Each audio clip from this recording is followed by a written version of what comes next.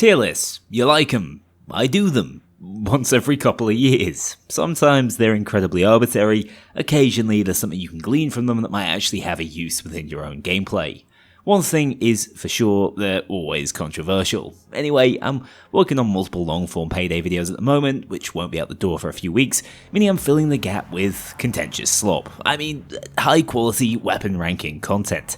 In all seriousness, I have tested every single weapon in the game solo on Overkill, with a couple of standardized builds depending on whether they prefer to ADS, fire from the hip, or do a bit of both, and collected my personal, highly subjective findings in this video. So don't expect to just be staring at that classic tier maker list the entire time. Also, this is all being recorded after update 16, meaning the ammo pickup nerfs are in, and the most recent addition is the Spearfish repeater. Within this list, B is the point of balance, anything above that is on the relatively strong side, and anything below it I would consider relatively weak. Far from unusable though, as at the current point of balance, even weapons ending up in the D tier make the passing grade for overkill difficulty. I will also be ranking secondary weapons separately in the future. To be clear, many of these are actually more powerful than primaries, but there's not much point trying to compare them when they're not directly competing for slots in your build. That all said, let's jump straight into the first and probably still most iconic Payday primary weapon of all time, the Kar-4 in the assault rifle category. This is the quintessential Payday weapon. It's like picking Mario in Mario Kart. You know exactly what you're gonna get. Super consistent, satisfying to use, and handles like a dream with little to no frills or learning curve. To be fair, that might be selling the Kar-4, which has seen buffs since launch, a little short. With just a tiny push from Edge and Paynas and Bolia, this thing can delete both light and heavy swats in just a couple of headshots from up to 30 meters, making it one of the most reliable mid to long range weapons in the game. It struggles, as almost all assault rifles seem to, with dozers and shields, pegging it back somewhat, but its ruthless efficiency in all other areas places it somewhere around this upper B zone, undoubtedly balanced but more than just your standard workhorse. The classic AK is almost as iconic within Payday as the Kar-4, and the KU-59 might be the strongest iteration of that weapon in the series history, which really is saying something.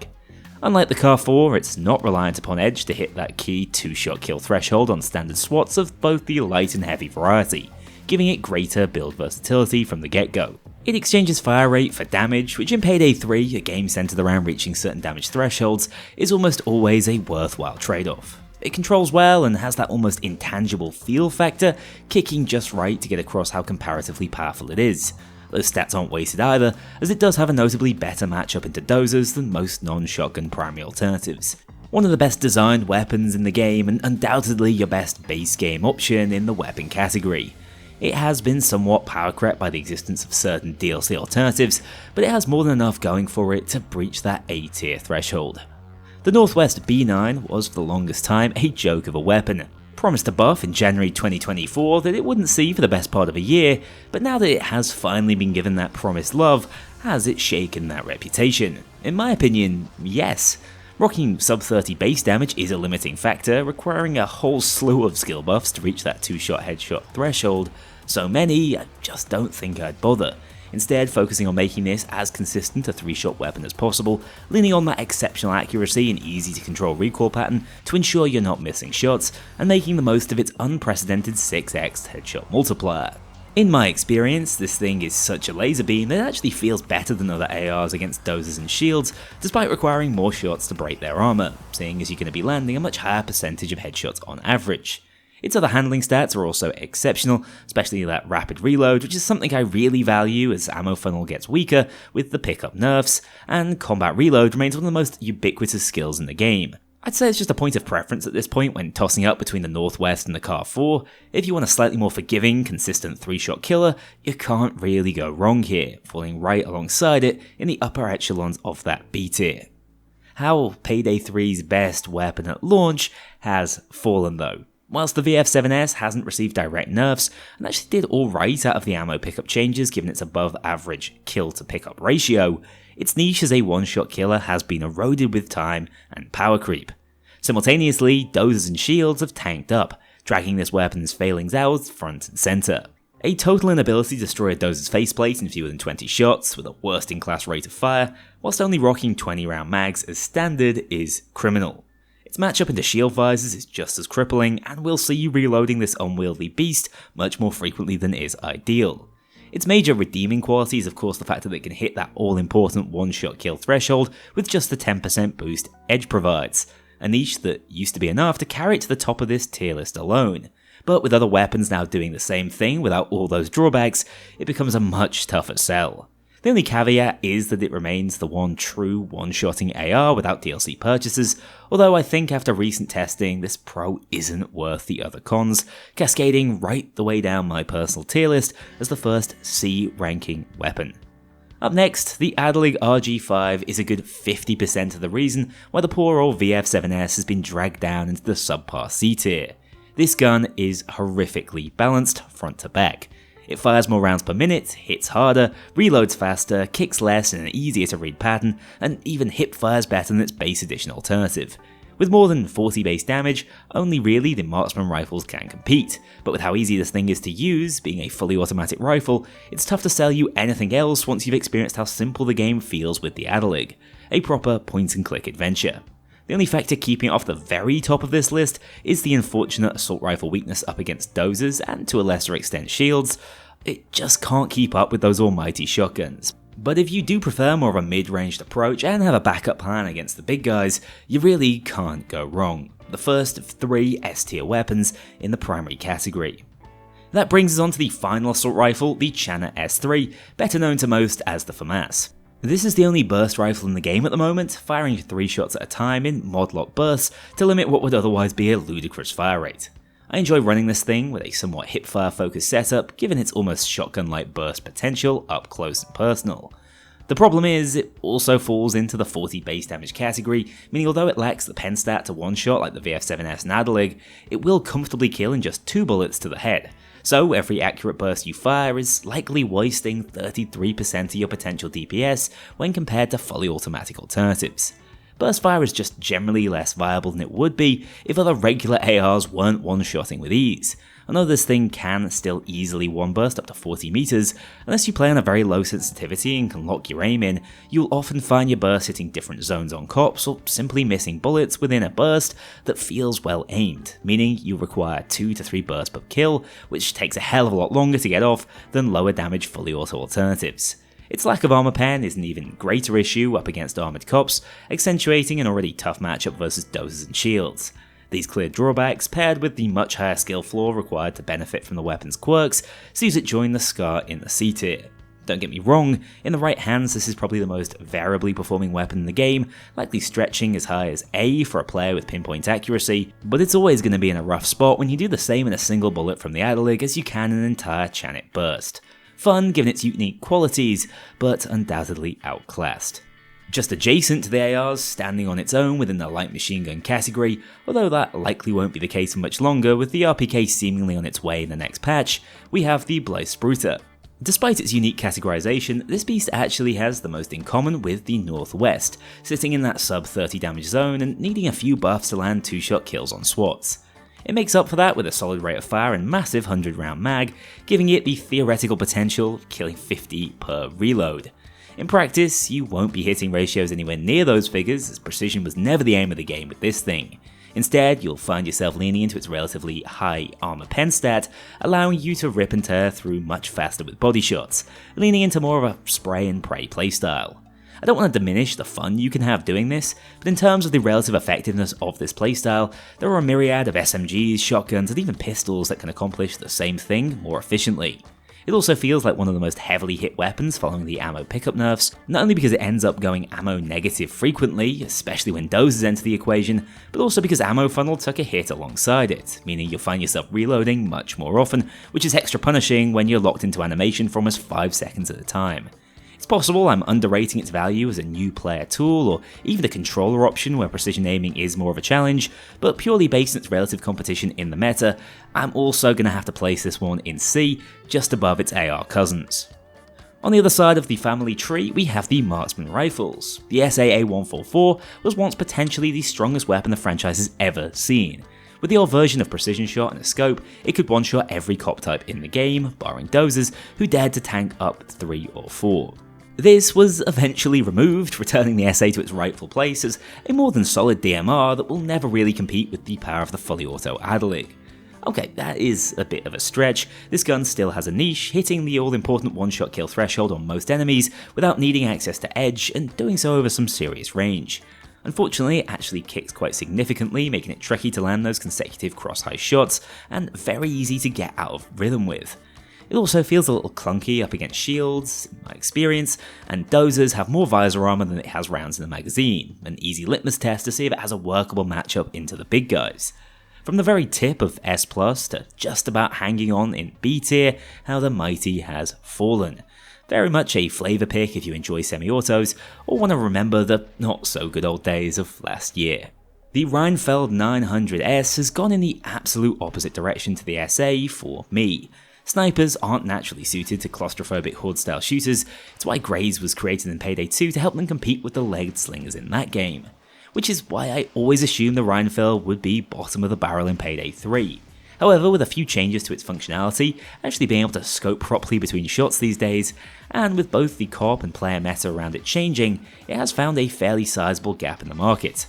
First of all, snipers are now a menace in Payday 3, so having the ability to counter-snipe them from anywhere on the map shouldn't be underrated. Shields are also a massive problem, with this weapon remaining one of the few in the game that can one-shot them through their visors. With its innate body penetration that can be bolstered further at the cost of just one skill point, it's also solid for holding down choke points, and with its faster unscoped rate of fire, you'll be surprised by what you can get away with in close quarters. Not needing to necessarily land headshots is also a massive boon that gives the R700 unique value over other marksman options. Dozers remain a slog to break down, requiring 7 consecutive headshots without specific skills to assist, but struggling with them is a shared issue for about 90% of the game's primaries. Like the Chanit, it undoubtedly scales in proportion with the abilities of the player wielding it, but in all honesty, if given the choice, I'd rather carry the Reinfeld into most heists in the game over the SA at this point, so we'll be placing it above its competition in the B tier. The FIC-22 is an even stranger weapon. It's a single-shot DMR with SMG-like stats. Best-in-class mag size, amazing handling and accuracy that translates into a weapon that I think is best ran firing from the hip.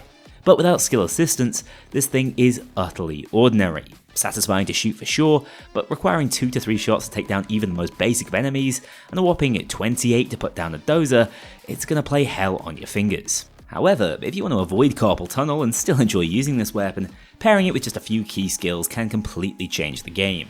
This is one of just a couple of weapons I gave access to unique playstyle enhancing builds during testing, with the marking capabilities of Assassin paired with combat marking for 20% more damage. The FIC is absolutely no joke. One-shotting up to 20 meters, I genuinely think this might be the most skill-rewarding weapon in the game, turning into more of an ultra-precise hip-firing shotgun rather than a traditional marksman rifle.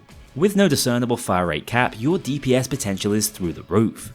The strain on my index finger by the end of the session might have been just as bad as it would be without skills, but at least I'd actually been rewarded with a slew of incredibly satisfying one-shot kills from some fairly audacious ranges. I think if there's one weapon I would recommend giving a second chance after watching this video, regardless of its placement, it has to be the FIC. Sadly, few weapons require you to jump through this many hoops to get the most out of them, or for it to still end up being no more effective than the base form of the Adelig. It's an A in my heart and a C in my head, so I'm just going to split the difference and make that 3 for 3 for B tier marksman rifles. Fortunately, the next and newest addition to the game breaks the mold for that weapon category. It's an undeniable beast. With the ability to one-shot headshot most cop types, pivotally including the shield up close and with the right shields, the Spearfish 1895 is a marksman's dream. Thanks to its passive ability to double its fire rate when shot from the hip, even if you're not a dead-eyed cowboy, consistent 2-shot bodyshot kills make it as effective when fired freely. Whilst it's in its element up close and personal, you shouldn't forget that as a repeater, it's more than functional over range, clearing out snipers as effectively as anything.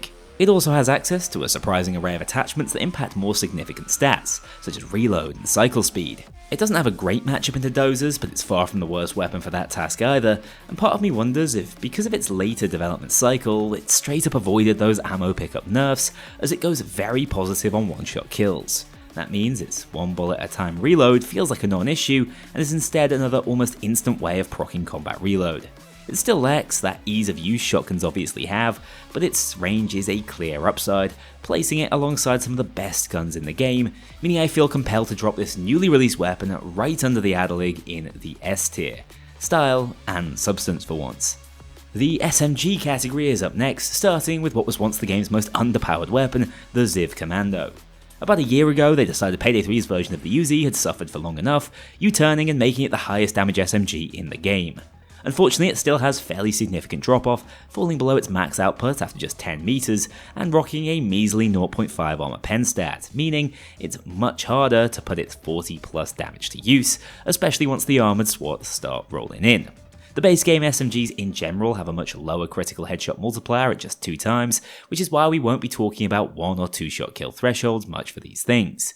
That does also mean though that difference in time to kill via body shots and headshots will be less significant, which is why this thing can sometimes feel like a chainsaw no matter where you shoot at close range. Its fire rate is 1100 RPM, giving it some of the best sustained damage over time in the game if we ignore headshots, making it a far better dosed deleter than you might anticipate for its low pen stat.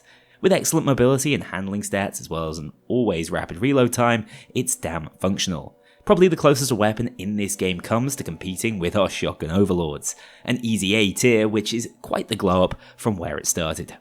Sadly, the same can't be said for the Compact 7. Better known as the MP7, this weapon has remained consistently subpar since launch. It feels good, with easy recoil control and decent handling, but that's all smoke and mirrors to hide some very underwhelming output otherwise. It has the lowest damage per shot of all semi-autos in the game, and whilst a 1.25 armor pen stat helps it perform very similarly up against heavies and light SWATs, that isn't enough to hide its obvious struggles against all other enemy types. To make matters worse, it runs into the issue that so many SMGs now do, frequently going ammo negative. With shields and doses accounted for, it probably averages about 12 shots per kill, which is outside the upper range of its pickup rate, meaning you will find yourself relying on that secondary slot more than other weapon types. As I say, this problem isn't exclusive to the Compact 7, but I really fail to see a niche for this gun that would make that ammo trade-off worthwhile. Up there with the very worst in the game, a first D tier in my opinion. Maybe an improved headshot multiplier could turn its fortunes around, so who knows what the future might bring. The thick PC9 is nothing like its marksman rifle cousin. In isolation, its stats places it far closer to the first D tier entrant in the Compact 7, trading about 10 extra points of damage for 0.5 armor pen. This makes it notably weaker against heavies and shields. However, fortunately for it, the game isn't played on paper, and in practice the Thick is a much more solid SMG option in my experience. I pretty much always trade damage for penetration, and the Thick PC9 is a great example of why that's the case. That high damage stat leaves it feeling much more like the Ziv with slightly lower drop off but less initial burst. It has a much better matchup in the dozers than the MP7, and as such doesn't seem to struggle as cripplingly from ammo shortages. Paired with utility skills like heavy hipfire, it feels like a solid crowd control option, and you shouldn't underrate its ability to effortlessly pop snipers from almost anywhere on the map. Having said that, it's a tough sell with the AR category just offering more against all enemies barring dozers right now, a fine SMG, but that sadly still lands it in C tier, just above the VF7S in my opinion. The War 45 might be the most frustrating weapon on this entire list. It's a really cool design, trying to marry the qualities of SMGs and ARs, having some of the best combined damage and penetration stats in the game. Its fire rate is significantly lower than its SMG brethren, but that just makes it easier to utilise those buffed up impact stats, feeling consistently solid at all ranges.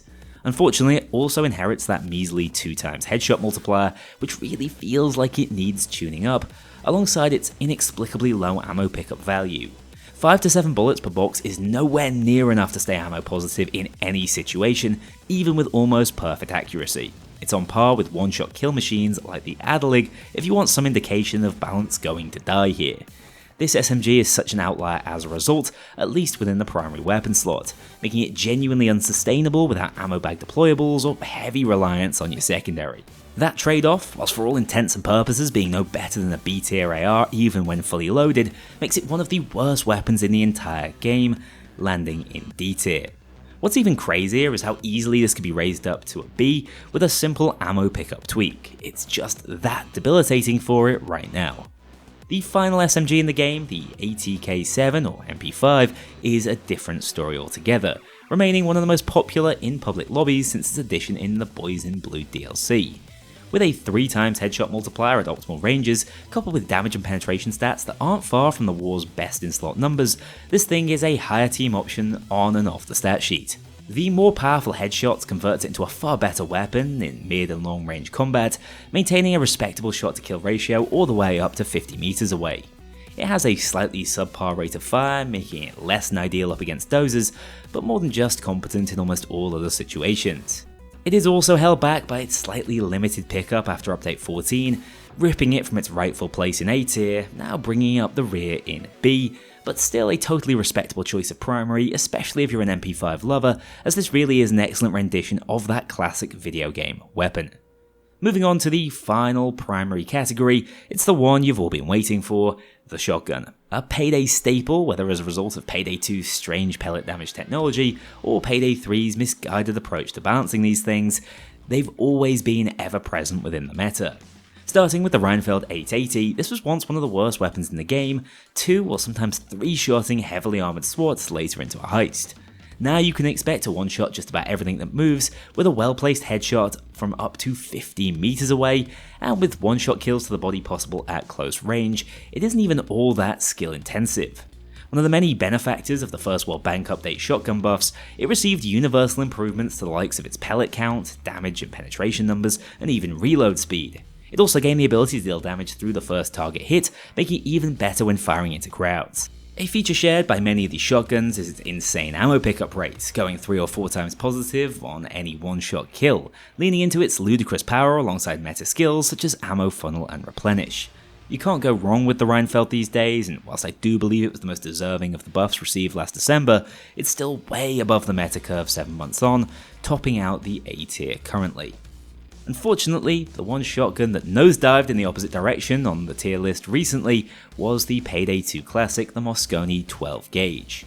Undoubtedly it still has its niche, landing one-shot kills with ease as one of the few weapons that can still one-shot shields, and with a tighter pellet spread it maintains this ability over serious range, one-shotting regular SWATs up to 30 meters away.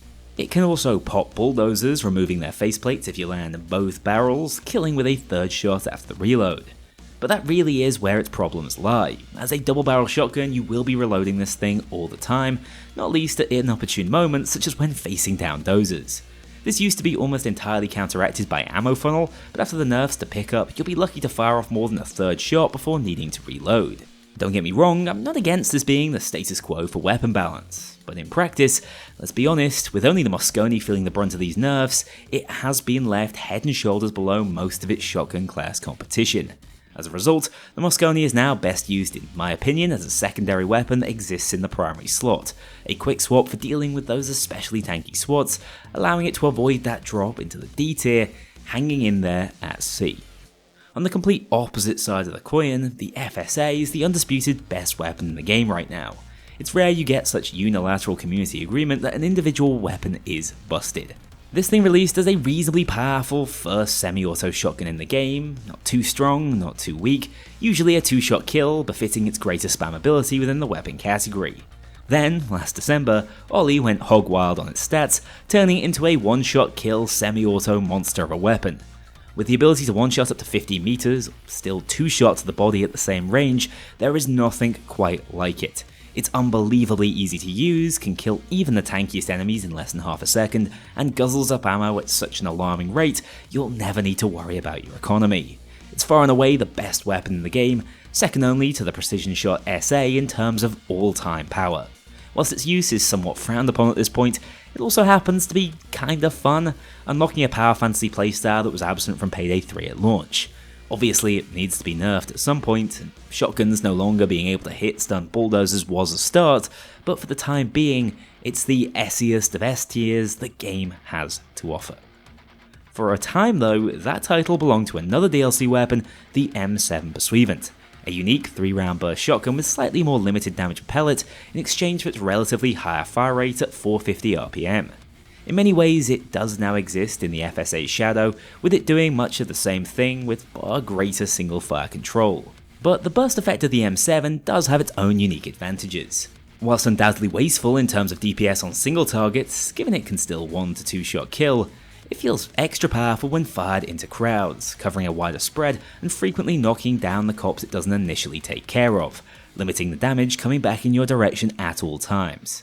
With up spawn rates recently, crowd control has become more important, and the Pursuivant offers this in spades. Essentially, it's no weaker than it once was, it just has a little more competition and gets the same results in a more roundabout way, still leaving it in the upper echelons of A tier.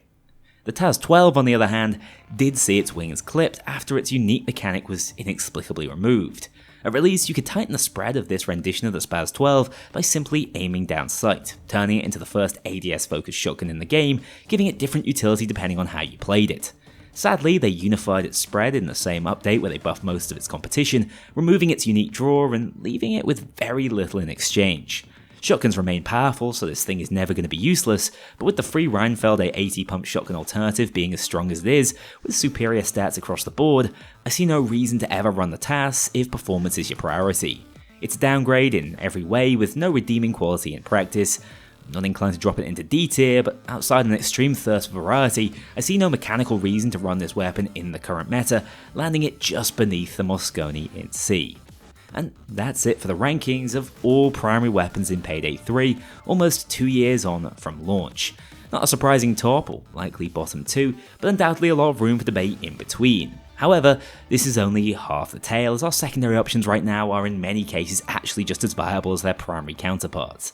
So if you enjoyed this one, let me know if you'd like to see a follow-up. Oh, and of course, be sure to disagree fervently with me in the comments.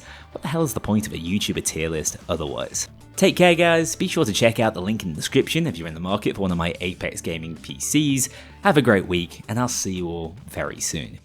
A huge thank you to my dedicated Patreon backers. If you want to join this crew in going infamous, check out the link below and pledge as little as $2 to see your name in the credits, or get 24-hour early access to future videos and vote on upcoming content. Take care, I'll see you all soon.